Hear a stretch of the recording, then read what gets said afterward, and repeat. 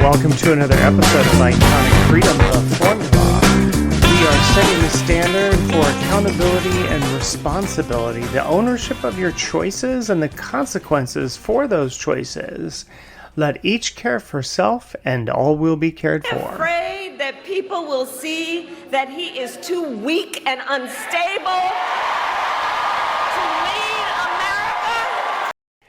I'm going to jump in here real quick and say, just watch her face.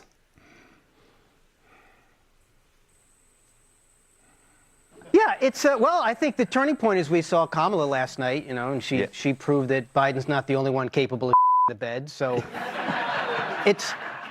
but this desire to live in two contradictory worlds at the same time, reality does not accommodate that. That they want to say she was a prosecutor and she's law and order, but she also wanted to defund the police. And now the Democrats wonder why they're out having to chase after their core demographics like they used to take for granted. It is a very bad sign for them that they're now out chasing after black men like a bunch of drunken Kardashians.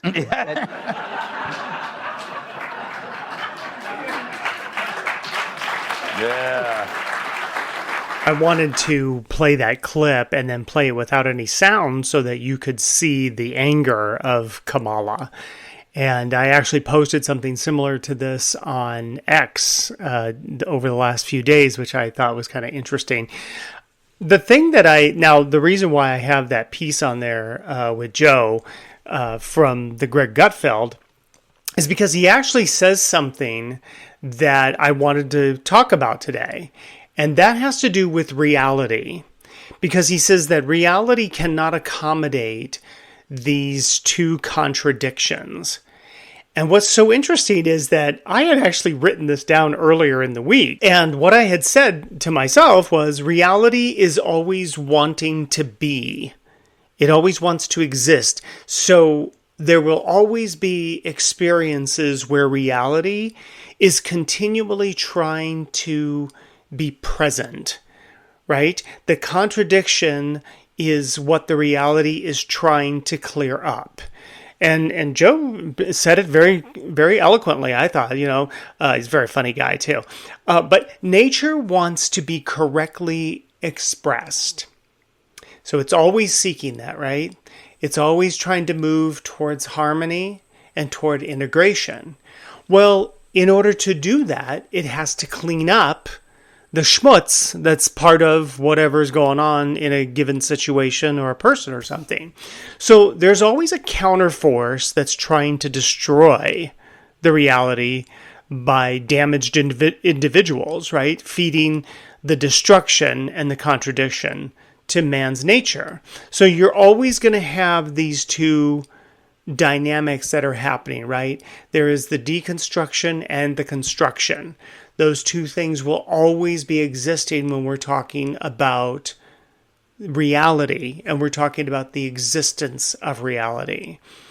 So that was one of the things that I really wanted to point out and to really highlight that all this time you've watched her and, she does that, that little girl type, flirty type thing.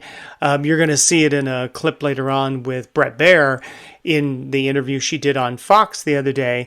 She tries to do that as well. She's trying to get away with it, and he is having none of it, which is fantastic. It's great. It's just like, no, you need to answer the questions. And then you're going to see more of her anger. Now, what is the reason for bringing this up? Is that you can see that a person has this within them. And if you allow observation and you allow people to reveal themselves, they will. One of the things that I personally did not like about Bret's interview, and I liked a lot of his interview, I thought he did very good. But the one thing, and that I would say this about applying it to your own life, is stop asking people to apologize. And what is the reason that I say that? Because if a person is going to apologize, it will reveal their true nature. You'll get to see who they truly are. If they're a person that doesn't apologize, okay, then you can observe their behavior. do they not apologize, but they self-correct, and they correct whatever the behavior is that, you were witness to, or that, blah, blah, whatever. So, you can figure that out. But that would be my point, is don't ask for people to apologize, because they're just manipulating you, right? They're just, they're saying sorry because you said to say sorry, not because that's the nature of who they are. And I would say allow that to be in your own life. And watching this counterforce of Kamala being this person that tries to act like she's all sweet and funny and and all that kind of, you fall out of a coconut tree, all that garbage, is just that. It's all garbage.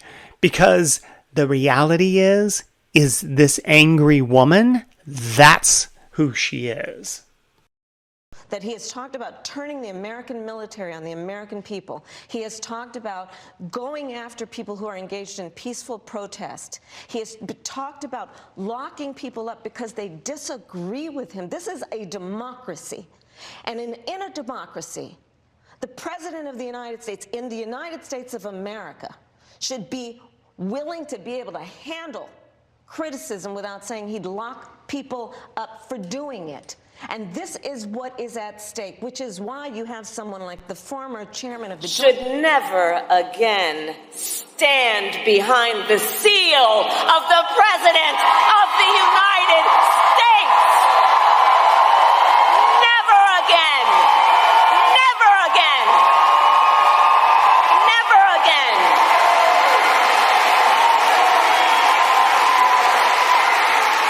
Now, I don't know who on Kamala's team thought it was a good idea to tell her to act like this.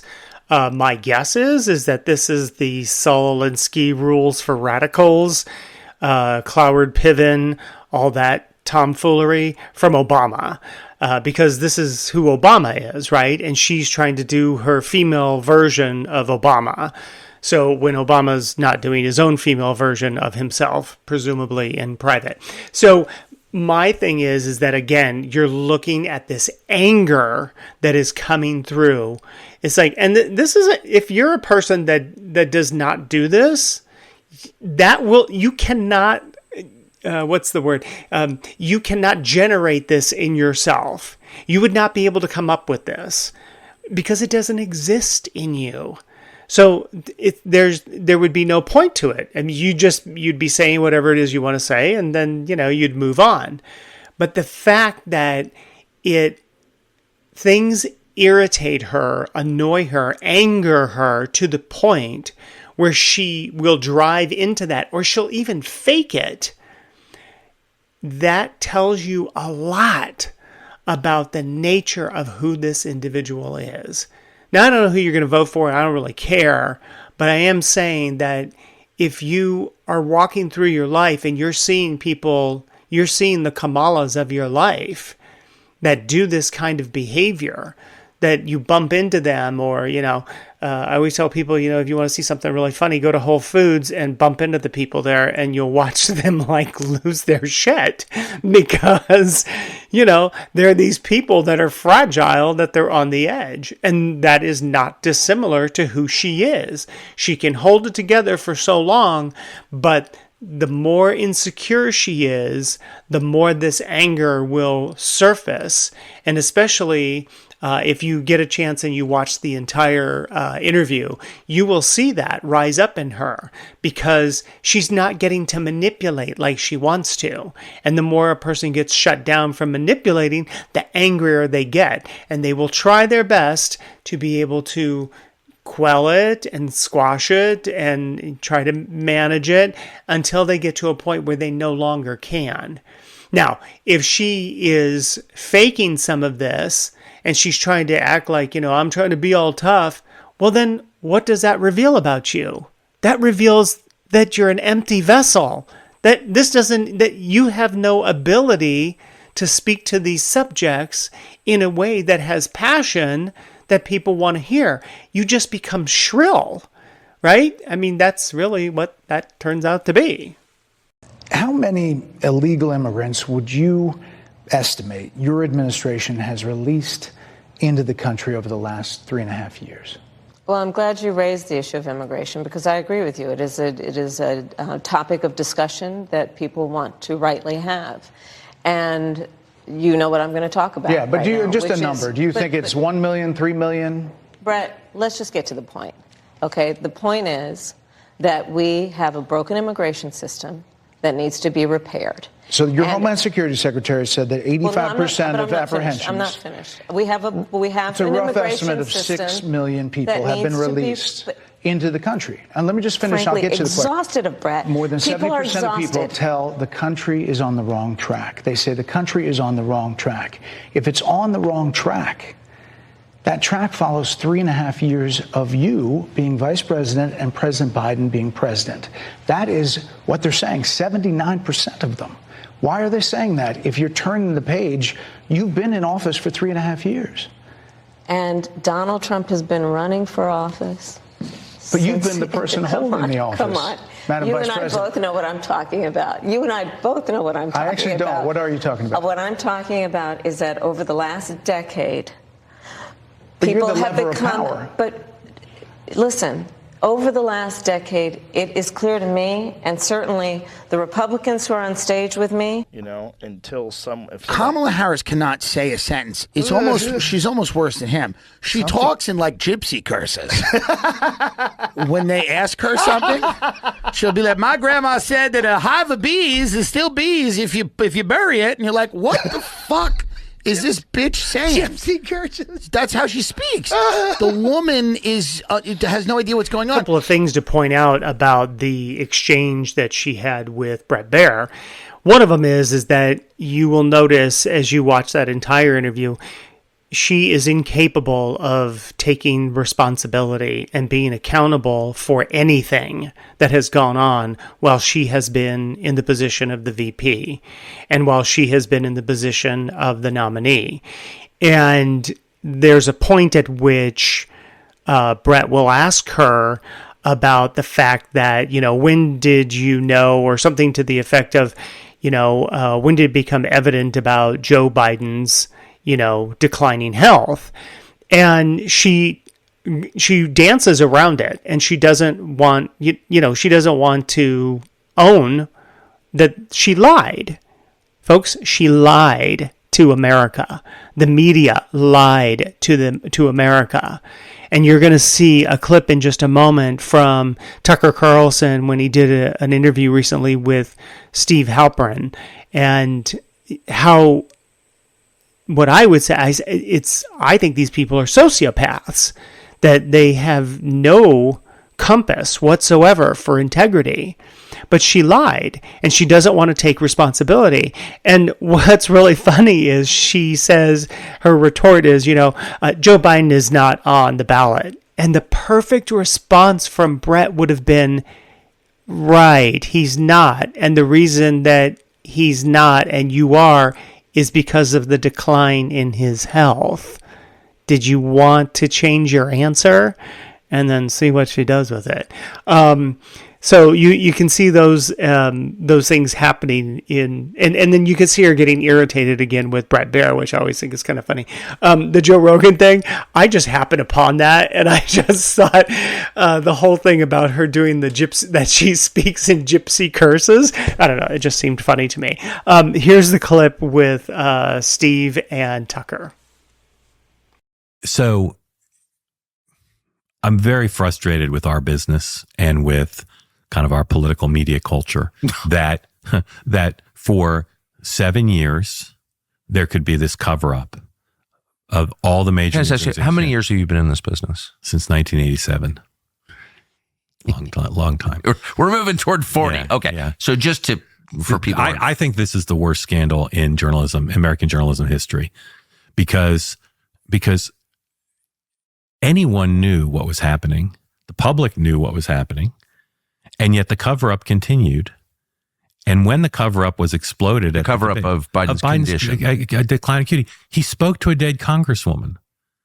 I mean, what more do we need to know? A congresswoman who had died, you know what I'm talking about? Yeah. Okay. He speaks to a dead congresswoman. And his press secretary says he spoke to her because she was top of mind because he was going to be meeting with her family.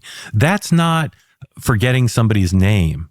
that is a loss of acuity, which would disqualify him from being a museum docent. Right.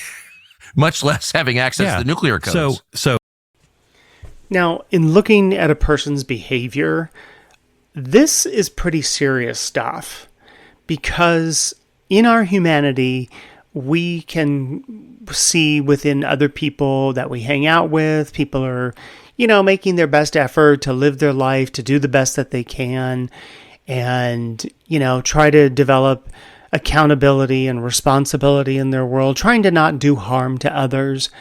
But when you have an individual or a group of individuals who will act with complete disregard for the humanity of the society in which they exist, that's disturbing. So, all of the, Third Reich stuff that people talk about and want to bandy about, that's what that is kind of made of, and they like to compare former President Trump to that individual. But the reality is you just saw it in Kamala. I mean, you saw it in her behavior. And the way that Mark is talking about the scandal, that it's one of the greatest scandals in our history, that the media would lie and would hide the degradation of Joe Biden's health. And the fact that there were people within his administration, his own wife, his own family, that allowed it to go on. I don't know what their self-interest is. It doesn't matter to me. I don't care. I'm only observing the fact that when it comes to humanity, their sense of humanity is damaged so badly and so deeply that what he mentions is that for 7 years, from the very beginning, when he could see it happening just a little bit, and it kept getting progressively worse, that people allowed it to go on. Ladies and gentlemen, this is incredibly important, because if you have a whiff of somebody like this in your own life, or in the life of your friends or family, you want to get the hell out of Dodge. You want to run for the hills and get away from these people, because life has no meaning to them. The idea of being accountable, responsible, and doing no harm, they don't care. Whatever their self-interest is, whatever they feel that the ends justifies the means, and if the means is we're going to lie, then we're going to lie.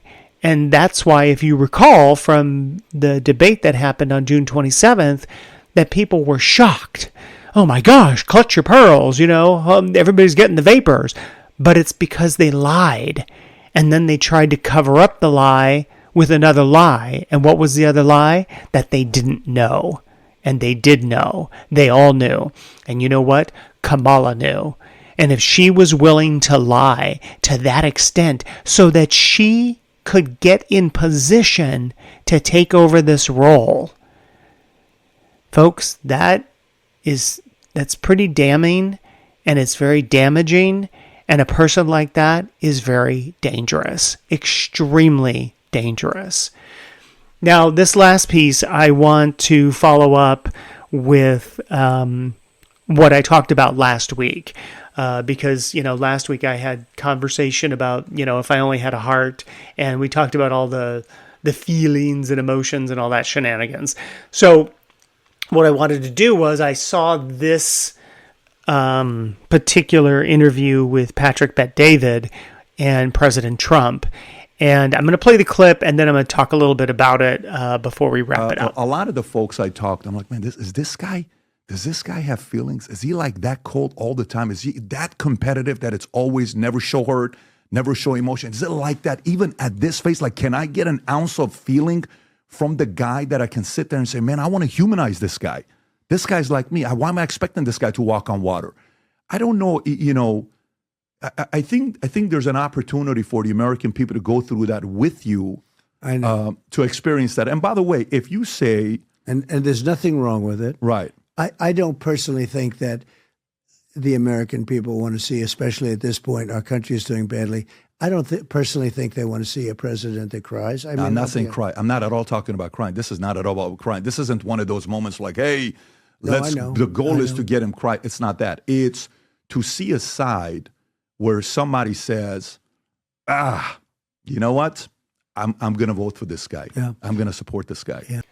So I want to point out about this particular situation that PBD, this is from a damaged filter in life, that you need to see somebody emotionally in order to feel like you can connect to them. When we talked about this last week, that it's not about the emotion. If you're having emotions to the extent that other people are witnessing it beyond the moment where it's just an indicator to you to take action, then you know that there's something off. The fact that, and I think it was, of course, because I think people underestimate President Trump in the fact that he has a greater capacity. He is a lot healthier of mind than most people will give him credit for, because he rightly, accurately states that, first of all, nobody does want to see a president that cries, blah, blah. That ended Bob Dole's campaign, if any of you remember that from way back when.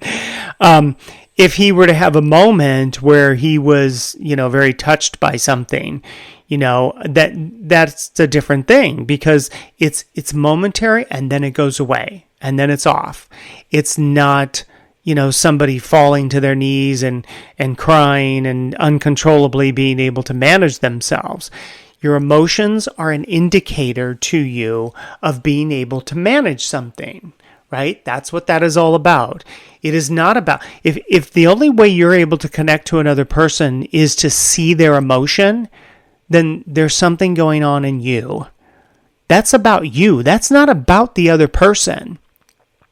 If you're allowing the other person to be who they are, to reveal themselves of who they are, none of that matters.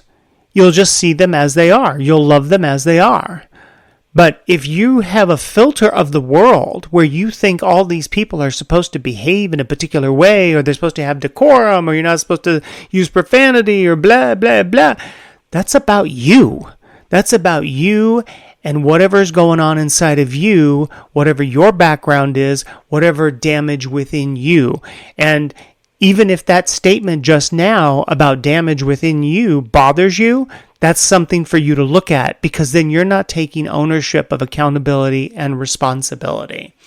And now I want to kind of tie this up a little bit with a bow, because I've talked to you before about the idea of the string to the rope to the bell to the cow, right? It's the supply chain of your emotion. That emotion is there to ignite action. That's the string. So you have one of two choices when you ignite the string. You move towards something or away from it, and you get to choose accordingly. The observation of emotion to action is your rope, because now you've taken the string and you've developed the rope. And that is the action that you're going to take as a result of the emotion. Your choices, that action, is where you are responsible and accountable. That's where the accountability and responsibility come from, is the actual choice itself. That's the bell. And the outcome is to do no harm, and that's the cow. So if you're looking at that kind of fun analogy of, the string to the rope, to the bell, to the cow, and you see the supply chain, I'm asking you to also cross-apply the idea that emotion is the string that ignites, and it gives you the choice of going in a direction. The observation of the emotion is the rope as it develops in you. The choice is the action that you're going to take, where the responsibility and accountability lay, and the outcome is to do no harm. And that is the conglomeration of all of it, right? That's where it all synthesizes. That you've had that moment, you realize something's going on, you need to take action, you're going to be responsible and accountable, and you will do no harm, and that is the outcome that you see when all those things take place. And we're at the end of another podcast. Hope you're enjoying all of this fun stuff. We got 2 weeks left, folks. Just a little over 2 weeks, I should say. Hit that like button if you would. Share it with your family and friends. You never know how it might help them in their endeavor of life. If you'd like, subscribe to this podcast from whichever venue you're listening to from. Rumble, YouTube, Spotify, any of those, and Apple. Let each care for self, and all will be cared for.